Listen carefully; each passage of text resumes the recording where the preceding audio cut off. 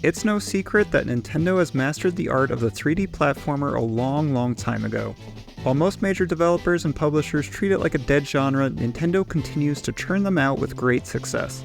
And in the world of indie gaming, you really don't hear about them outside of the few rare hits like A Hat in Time. But otherwise, nothing ever comes close to capturing the magic of a Nintendo platformer.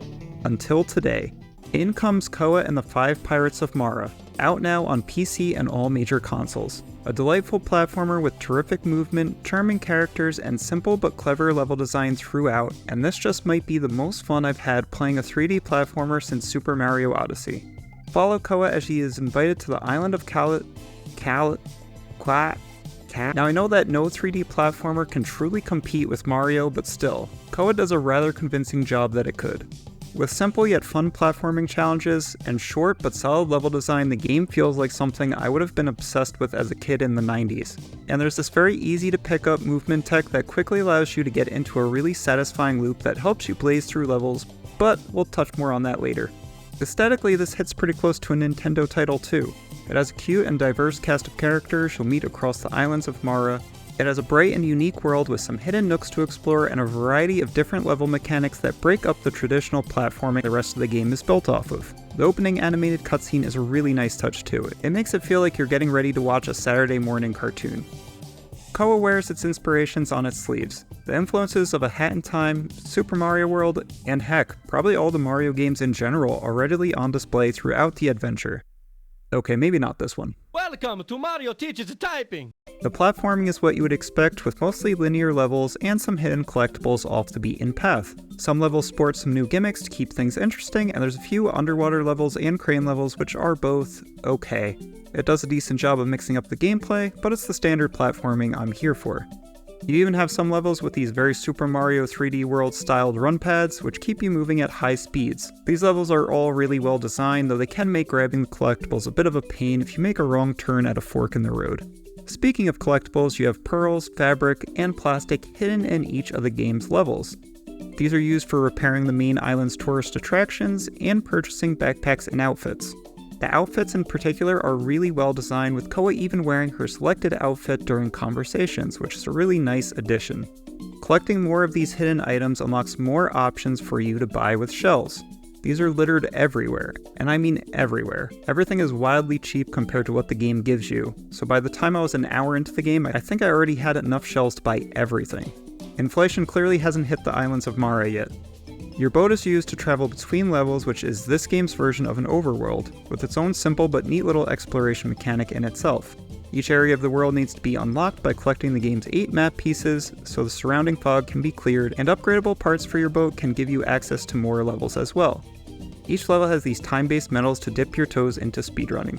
Some of these levels even have a race attached to them, which is, well, comically easy once you get used to the speedy movement. We just started and I won't see these guys ever again. All this adds up to a simple but great platformer that provides a lot of fun to fill the gap while we wait for Super Mario Odyssey 2. Can we just speak that into existence? Okay, let's go back to some of the satisfying movement tech I mentioned earlier, as this is where Koa really left a lasting impression for me. By hitting the run button while landing from any jump, you get a significant speed boost as Koa rolls. This is short-lived though, as you quickly start to go back to your normal run speed. But it doesn't have to stop there, as you can chain these jumps together. A jump from a roll has its own separate trajectory and speed, and repeatedly doing roll jumps is a fast way to, well, be fast. It becomes incredibly addicting to find the right combination of short hops and long hops so you don't have to stop moving. On top of this, elements of the level's aesthetic design, which you would expect to not have collision, all of a sudden becomes very useful platforms for pulling off some insane shortcuts. Placement of these collision-filled objects almost seems intentional at this point. Especially like how you can get around every set of blockades in this level, which normally needs a bomb to clear the path. It was things like this that made it so fun to explore the world and figure out the fastest path. But going back to the movement, it's this easy to pick up, hard to master movement pattern along with the in-game level timer that makes Koa an incredible game for speedrunning.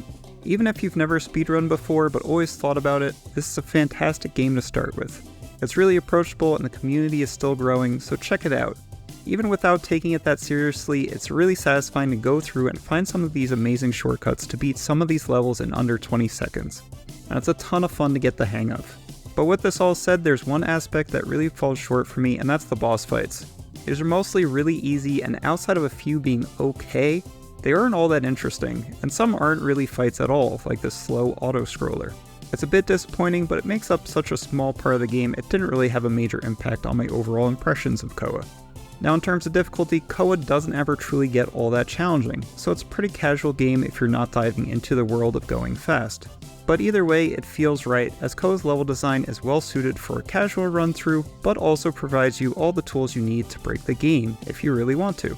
And this makes for a fun game that can be enjoyed by both types of audiences. So whether you're playing Koa as your first platformer, or playing Koa as a seasoned pro who's seen some and wants a chiller vibe, you'll really enjoy this one. As for game length, I played through the game rather quickly, getting all achievements within about 6 hours, but admittedly that was with some rushing, and I spent a few more hours afterwards trying to get some better times. While the game is fairly short, you can extend it quite a bit if you really enjoy speeding through and trying to climb the leaderboard. So if this sounds good to you, check it out on Steam or on console, let me know in the comments if you've played it or if you're thinking of picking it up. Like the video and subscribe to catch more indie game news, previews, and recommendations like this one, and to support the channel. But that's it from me, I'm Colonel Dupes, and I'll catch you in the next one.